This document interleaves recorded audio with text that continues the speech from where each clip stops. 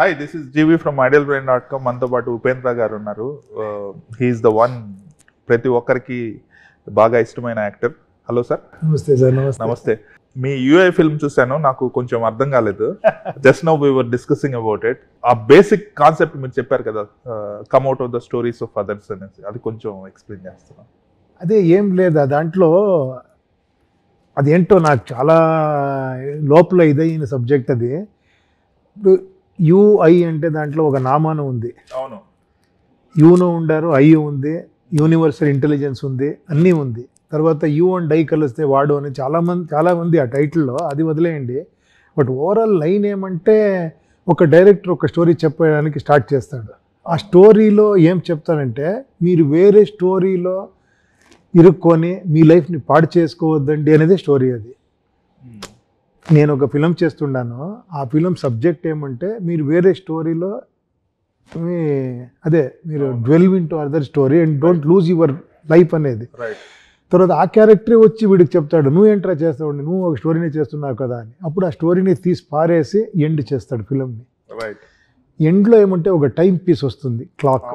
ఆ క్లాక్ ఏమంటే, that is your life, your moment is your life, don't give it to somebody else అనేది ఆ main thought. అది దాంట్లో పొలిటికల్, అది ఇది సైకలాజికల్, బ్రెయిన్లో వెళ్ళి అతను ఫైట్ చేసేది, బ్రెయిన్ నుంచి ప్యూర్గా బయటకు వచ్చేది, ఒక సత్యయుగాన్ని స్థాపించి చేసేది, ఒక పొలిటికల్ సిస్టమ్ ఎలా కలియుగాన్ని ఎలా పీక్కి తీసుకొని పోతుంది, అక్కడ ఎలా మీడియాని కంట్రోల్ చేసి జనాలకి ఇచ్చేసి వాళ్ళు రోడ్డు మీద ఉంటారు, అదన్నీ సటైరిక్గా వస్తుంది. తర్వాత ఎండ్ ఇలా అవుతుంది.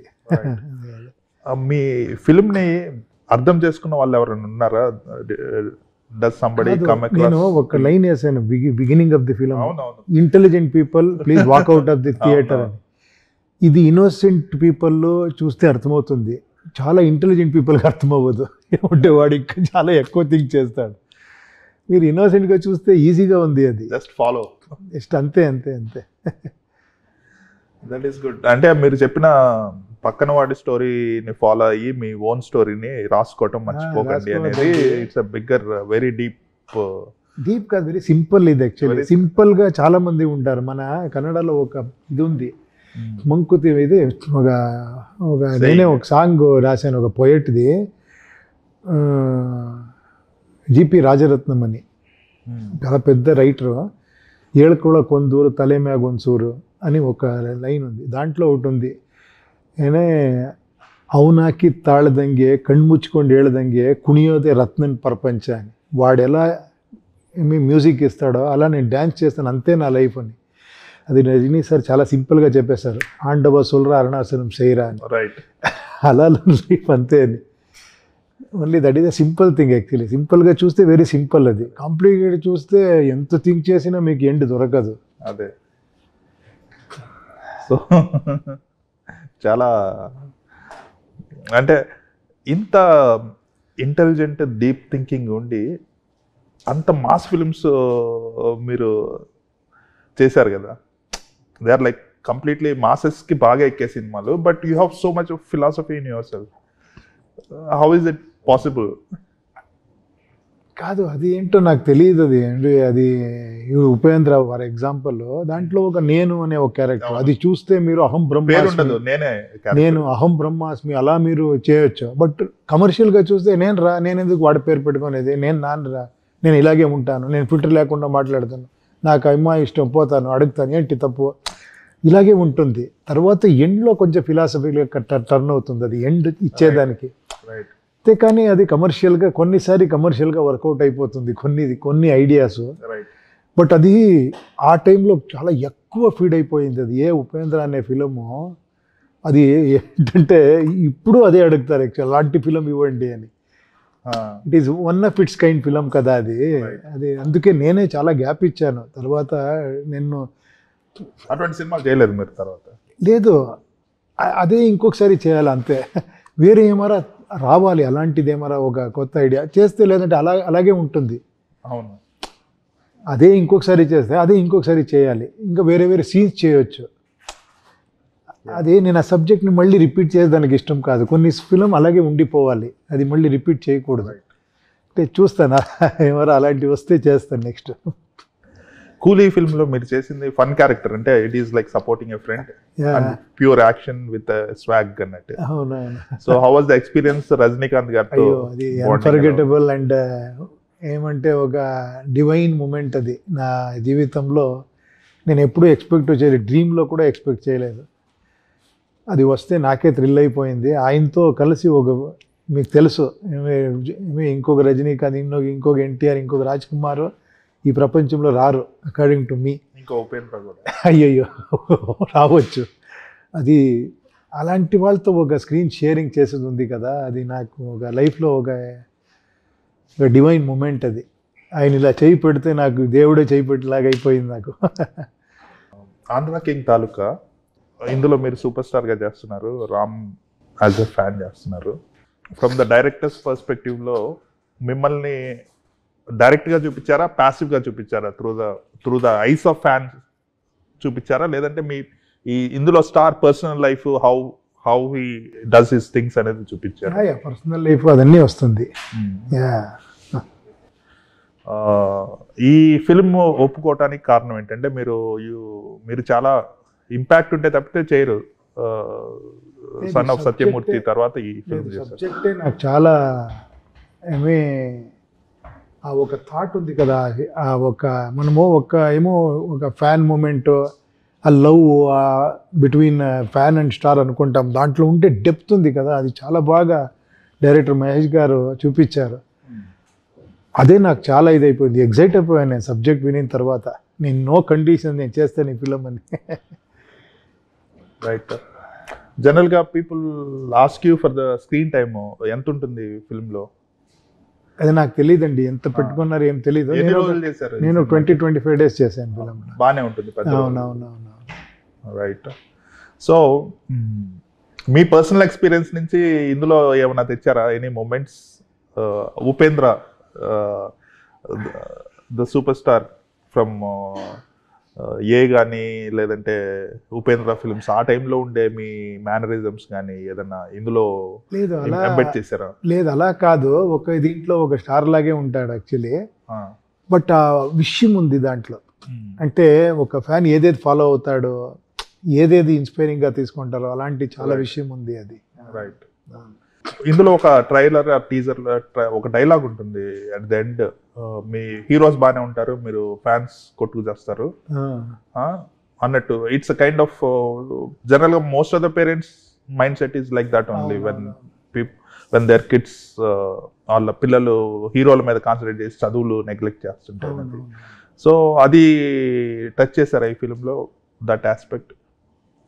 నేను ఓవరాల్గా ఫుల్గా చూడలేదు యాక్చువల్లీ. నేను సబ్జెక్ట్ ఓవరాల్గా విన్నాను, అంటే రఫ్గా నా క్యారెక్టర్ విన్నాను అంతే నాకు. బట్ అది అన్ని టచ్ చేసింది నేను ట్రైలర్ చూసిన తర్వాత అర్థమైంది. వీళ్ళు ఇన్ డెప్త్గా వెళ్ళారు. ఓన్లీ ఇది కాదు, దాంట్లో కమర్షియల్ వాల్యూస్ ఉంది, లవ్ ఉంది, ఆ సాక్రిఫైస్ చాలా చాలా ఉంది ఆ పాయింట్స్ అన్ని ఫిలింలో. గ్రే షేడ్స్ ఏమైనా ఉన్నాయా మీ క్యారెక్టర్లో? అంటే ఎలా అది గ్రే క్యారెక్టర్స్ అంటే in terms of the thinking, అంటే ఇప్పుడు కొంతమంది stars they might act, fans అంటే బాగా ఇష్టంగా చూడొచ్చు, but inside they might be little సఫికేటెడ్ with that love. లేదు అలా లేదు, అలా ఇది చేయలేదు యాక్చువల్లీ. చాలా పాజిటివ్గా ఉంది. Positive role. Ram bundle of energy. అవును. Right from the first film Devadas నుంచి ఇప్పటి వరకు is like a time bomb. అవును. So what is your observations? నేను ఈ ఫిలిం వేరే చూశాను, ఐఫ్ మార్ట్ శంకర్ ఇలాంటి ఫిలింని చాలా కమర్షియల్గా రగెడ్గా నేను చూశాను. బట్ ఈ ఫిలింలో నాకు కంప్లీట్ కాంట్రాస్ట్గా అదే మీరు ఎనర్జీ బండల్ లాగా ఒక ఇన్నోసెంట్ బాయ్ డ్యాన్స్ చేస్తూ ఉంటే, ఫైట్ చేస్తూ ఉంటే, అది చాలా నాకు ఇదైంది. నేను అదే ఇప్పుడు మాట్లాడుతూ అదే చెప్పాను, అది ఏంటో నేను వేరే రామ్ని చూస్తున్నాను ఈ ఫిలంలో అని. అది తెలియకుండా ఒక ఇన్నోసెన్స్, ఆ ఒక ఎనర్జీ అదన్నీ యాడ్ అయిపోయింది ఈ క్యారెక్టర్లో. Because I don't know, he said actually, నేను అడిగాను మీకు ఇన్ని వరకు ఎన్నో ఫిలిం చేశారు కదా, ఏది మీకు చాలా ఫేవరెట్ ఇది అని చెప్పారు.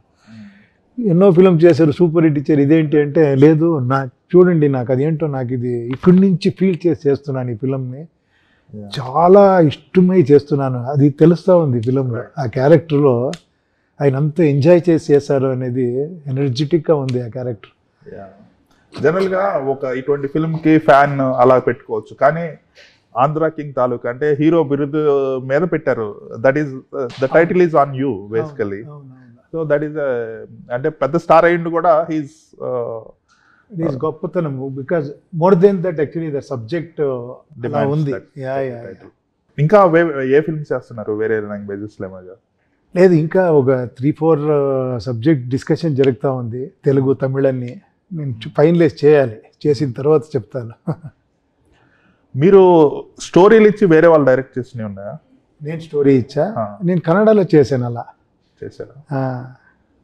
అంటే మీ స్టోరీలో ఫర్ ఎగ్జాంపుల్ యూఏ లాంటివి కొంచెం దాన్ని జనాలకి అర్థమయ్యి అందరికి నీట్గా ఉండే విధంగా దాన్ని మలచగలిగితే ఇటు కాదు, మీరు అన్ని ఫిలము అర్థమవుతుంది, కరెక్ట్ కదా? అవును.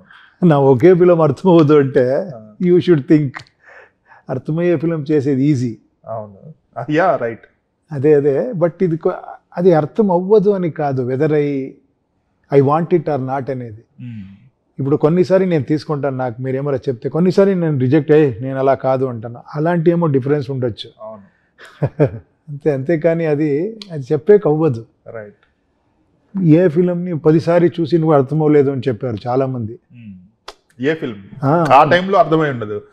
ఐ లవ్, నాకు మొత్తం బాగా నచ్చింది ఏ ఫిల్మ్, అర్థమైంది మీకు, అర్థమైంది. ఇప్పుడు చెప్తారు చాలా మంది, ఇంకా ఏ ఫిల్మ్ అర్థమవ్వలేదు నాకు, నేను 15 టైమ్స్ చూశాను. అది చెప్పేక అవ్వదు. అది ఏదో అర్థమైందో అర్థమవ్వలేదా. ఆ టైంలో what you did was revolutionary.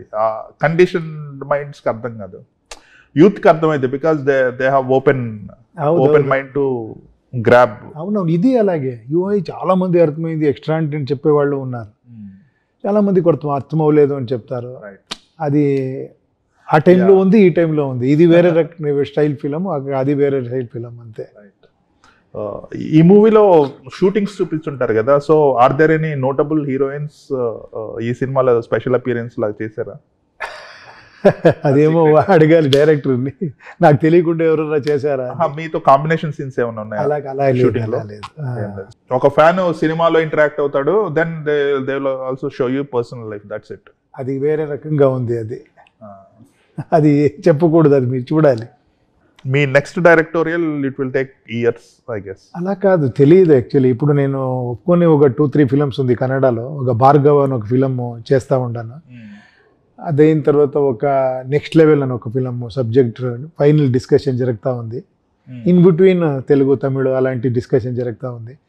చూస్తాం, దాని లోపల ఏమారా ఒకటి ఐడియా ఏమారా వస్తే ఒక గ్యాప్ ఇచ్చి చేయాలి. నేను ఒక 2 years గ్యాప్ అయిపోతుంది అప్పుడు నేను ఇన్వాల్వ్ అయితే, ఆ గ్యాప్ తీసుకొని ఏమారా అలాంటిది ఏమోరా అయితే చేస్తాను డెఫినెట్గా. ఇప్పుడు మీ దగ్గరికి చాలా మంది సబ్జెక్ట్స్తో వస్తుంటారు, బట్ మీరు కొన్నే సెలెక్ట్ చేసుకుంటారేమో కదా.